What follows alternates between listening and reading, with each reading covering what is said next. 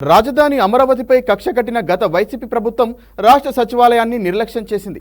పాలనకు గుండెకాయ లాంటి సచివాలయానికి అప్పటి సీఎం జగన్ అప్పుడప్పుడు మాత్రమే రావడంతో మంత్రులు అధికారులు కూడా భవనాన్ని పట్టించుకోలేదు. తీవ్ర నిర్వహణ లోపంతో సచివాలయం తల్లడిల్లుతోంది. అమరావతి రాజధానిపై కక్ష కట్టిన గత ప్రభుత్వం రాష్ట్ర సచివాలయాన్ని పట్టించుకోలేదు. గత సీఎం జగన్ సైతం సెక్రటేరియట్కు వెళ్లాలనే ఆలోచనను మర్చారు.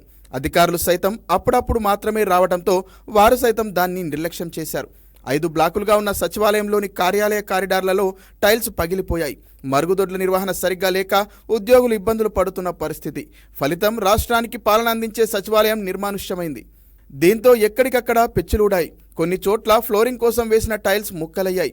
సచివాలయం చుట్టూ చెత్తాచెదారం పేరుకుంది. నిర్వహణ సరిగ్గా లేక డ్రైన్లు అస్తవ్యస్తంగా మారాయి.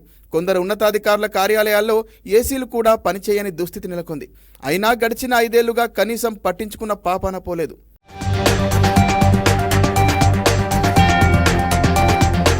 అమరావతిపై గత సర్కారు ఎంత కక్షగట్టిందనడానికి ఈ స్మార్ట్ సైకిల్లే సాక్ష్యం. ఉద్యోగులు, అధికారులు, సందర్శకుల కోసం కొనుగోలు చేసిన వీటిని గత వైసీపీ ప్రభుత్వం మూలన పడేసింది.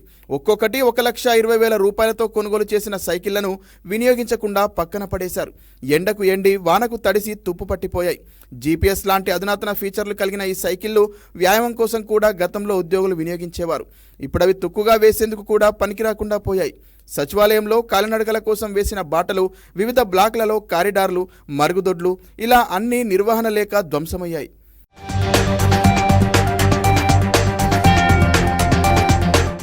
కొద్ది రోజుల క్రితం మంత్రిగా బాధ్యతలు చేపట్టిన నారా లోకేష్ సైతం సచివాలయం నిర్వహణపై ఆశ్చర్యం వ్యక్తం చేశారు.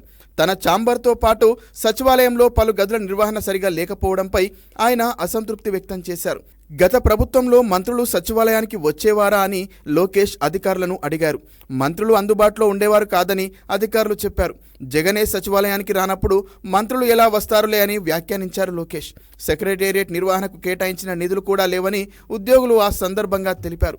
సచివాలయంలోని సమస్యలు అన్నింటినీ పునరుద్ధరించాల్సిందిగా కొత్తగా ఏర్పడిన కూటమి ప్రభుత్వాన్ని ఉద్యోగులు కోరుతున్నారు.